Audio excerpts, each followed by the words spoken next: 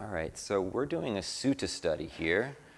So I've printed some out. Would anyone want to just kind of help? Thanks so much.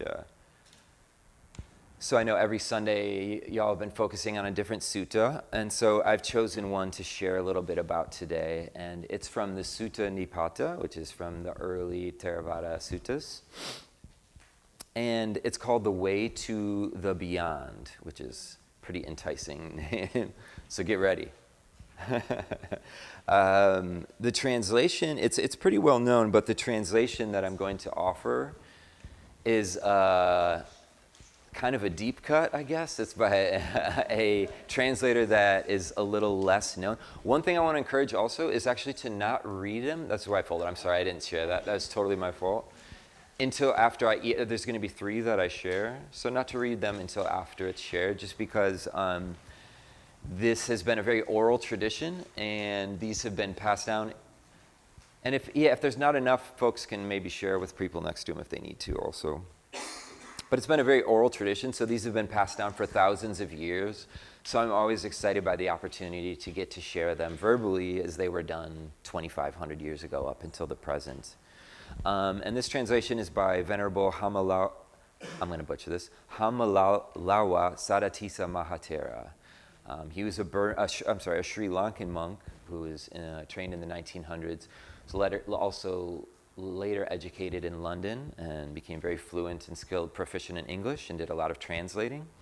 And the reason that I chose this sutta particularly is he kind of takes some poetic license with it, and I think it's quite beautiful the way and it's maybe different than some of the more scholarly, accurate versions are, but I kind of like to have the poetry brought into it.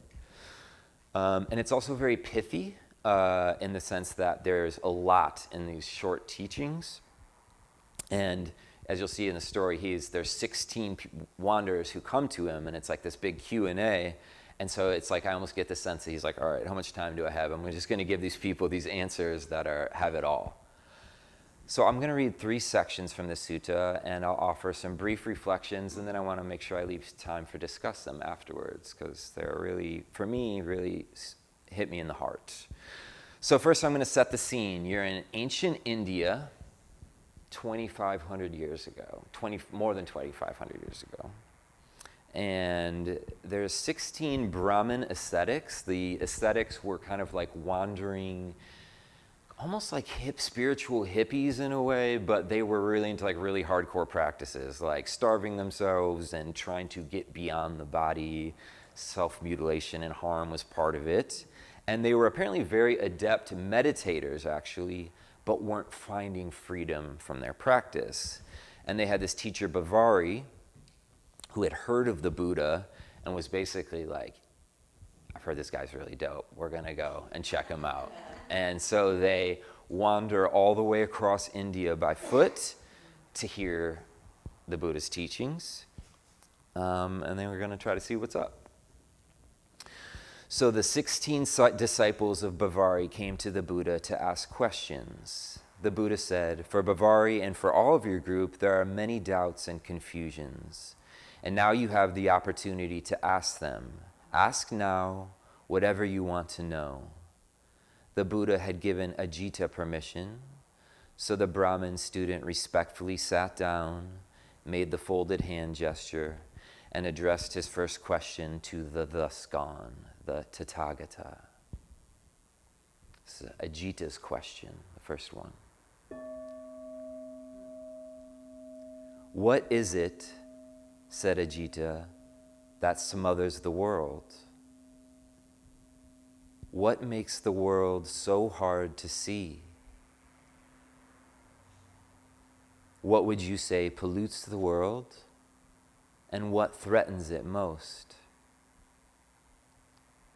"It is ignorance which smothers," says the master, "and it is carelessness and greed which makes the world invisible.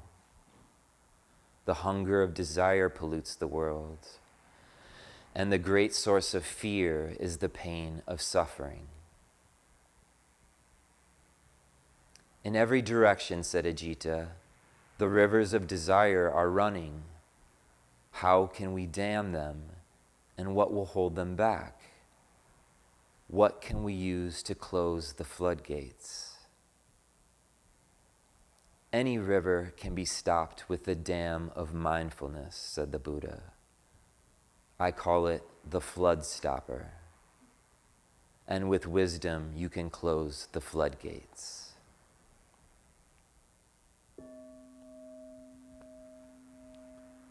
So that was the first questioner.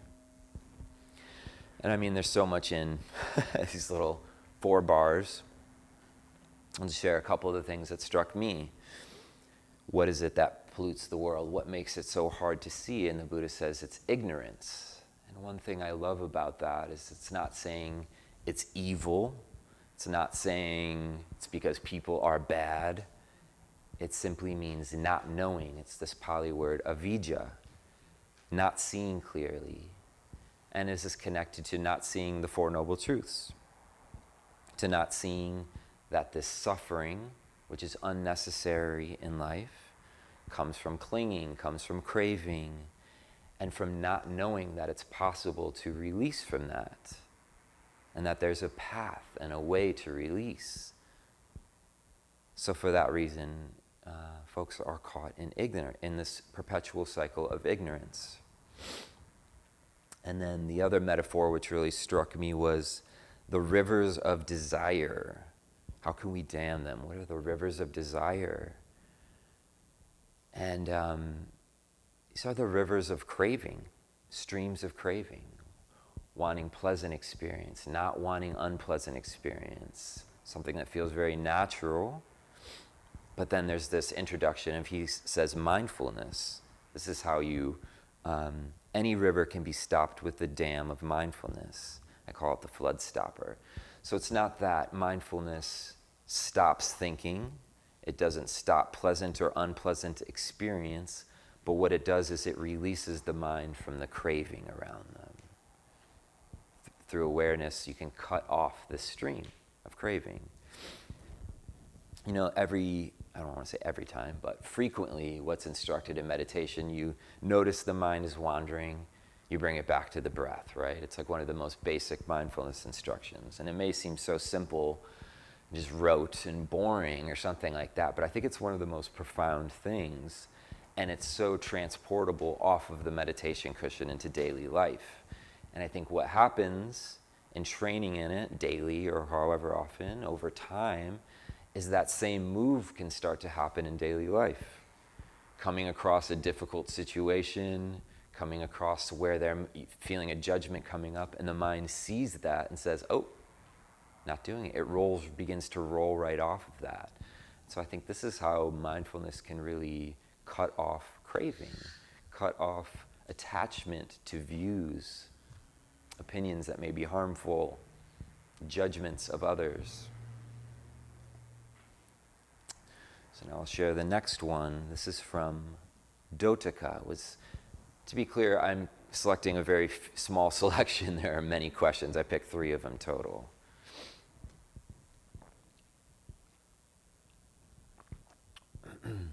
So this is from Dotaka.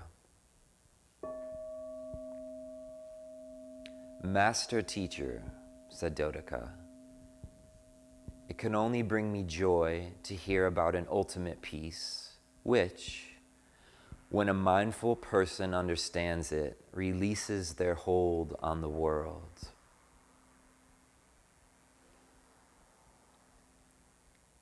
In every direction, said the Buddha, above, below, around, and within, there are things you know and recognize. When you realize that these are things which tie you to the world, then you can lose the thirst of craving, the desire for constant becomings.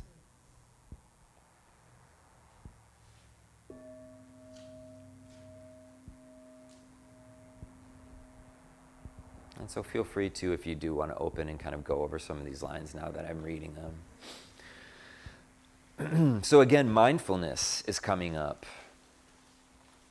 Can only bring me joy to hear of an ultimate peace, which when a mindful person understands it, releases their hold on the world.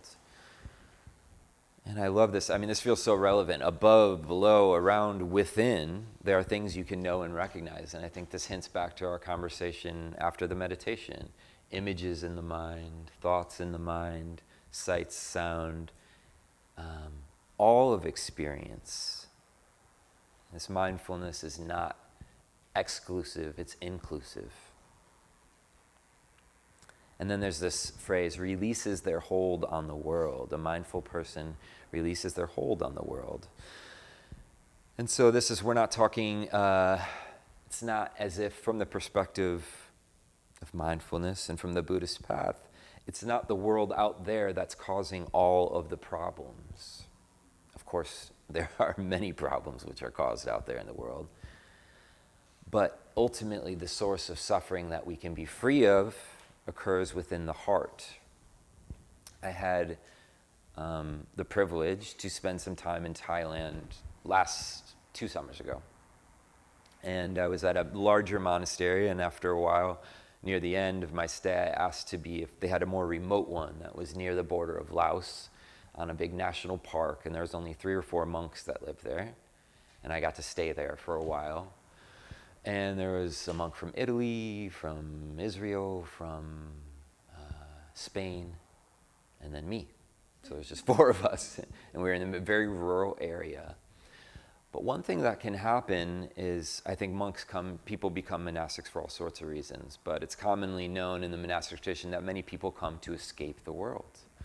That life is too difficult, and they want to just get away from the pain, and they think that going to a monastery is going to get away from that. And so one of the Italian monks took me on a walk through this whole national park and showed me around, and we had a very long conversation. And what he was saying is that the first thing that happened when he got there is he was talking to one of the elder teachers and saying, it's just the world, there's so much this and so much that. And then the first thing the teacher said was like, not out there, in here, and pointing towards what you have the most volition and maybe control isn't the right word, but ability for release comes in the heart and in the mind. And I love that image of releasing their hold on the world. And in every direction, the Buddha said, above, below, around, within, these are things you can know and recognize. When you realize these things are tie you to the world, you can lose the thirst for craving. A teacher of mine, Gil Fronsdale, has this way of describing freedom, liberation, is not necessarily being free of the world, but freeing the world from our own craving, from our own demands, maybe that we put, that things need to be just right, or whatever it is. And I thought that was a beautiful image, and it really strikes me similar to this metaphor, releasing a hold on the world. And then the other thing that really struck me about this one was the last line, then you can lose the thirst of craving, the desire for constant becomings. When I first came to this center, well, it was on the other side of Nashville back in those days, but the first instruction that I heard when I sat down was, nowhere to go, no one to be, no one to become. And I just thought that was such a radical invitation for me at that time, to sit down and be like, what does that mean? It's just so used to becoming someone, having been trained in a Western education and learning to be. That's the only thing I learned to do. And I was suffering so much at that point, and I just found that such an inviting opportunity to just let go on such a deep level of trying so hard. And I think that desire for constant becoming, I think this kind of hints back to some of the things we were talking about earlier. Still having hopes and aspirations and goals and dreams, but not being attached to the outcomes of what needs to happen. Trying to become the next version of myself. Yeah. It points to kind of a deep cooling of the mind, which we'll hint at again in this next sutta as well. This is maybe my personal favorite if I had to pick one. So another student that asks a question is Kappa. Next.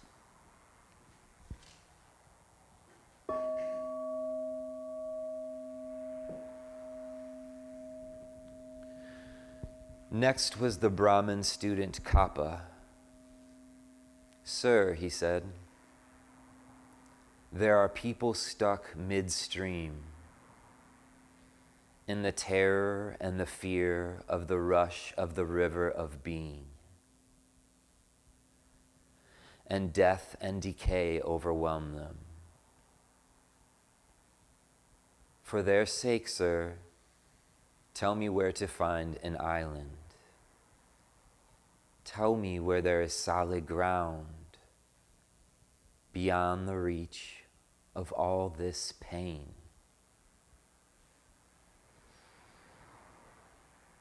Kappa, said the master, for the sake of those people stuck in the middle of the river of being, overwhelmed by death and decay, I will tell you where to find solid ground. There is an island which you cannot go beyond. It is a place of nothingness, a place of non-possession, and a place of non-attachment.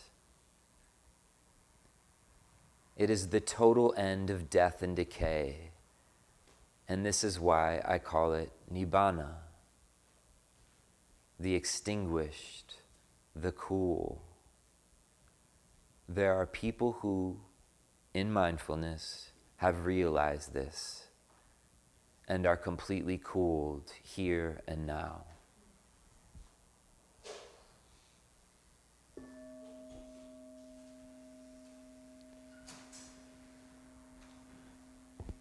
Yeah, that one, I don't know, for me, it's like almost that, tell me where there is solid ground beyond the reach of all this pain. It's just like so real and human, and I think really connects me somehow, makes me feel like I'm there. I think it's so relatable. The rush of the river of being. I mean, does anyone feel like they feel that on a regular basis? Yeah, such a good description of almost modern life, really, honestly, too. And it's interesting to see that this is not just a uniquely modern phenomenon, but it's a human condition. I think of, when I hear that, I think of trying to keep up. I think of the anxiety and fear of failure, feeling like I'm not going to make it. Yeah, just the mental health crises, which so impacts so many people everywhere, all the time. Think of external oppression, what that does to people, being caught in this fragile human life, trying to survive and struggling. And death and decay makes me think of just being in a human body, being in this body which by its nature is born to die, and struggling with the difficulty of that, the fragility of life. And I also, of course, the Buddha's response is epic, as always. He does this thing where he often flips it. He does this a lot in the suttas, if you read through him, where he'll take the language that someone uses but puts it into his own perspective. He did this a lot with some of the language of the Brahmin caste at the time, too. Took their words and ideas and incorporated it into his own teachings. So he uses the question of, where can I find this island that you cannot go beyond? He says, tell me where there's ground, where to find an island. Tell me where there's solid ground beyond the reach of all this pain. And he says, I'll tell you where this island is. It's in nothingness, right? Which is like an amazing metaphor. The solid ground you're looking for is actually in non-possession, is in non-attachment. It's not a place, but that's actually release.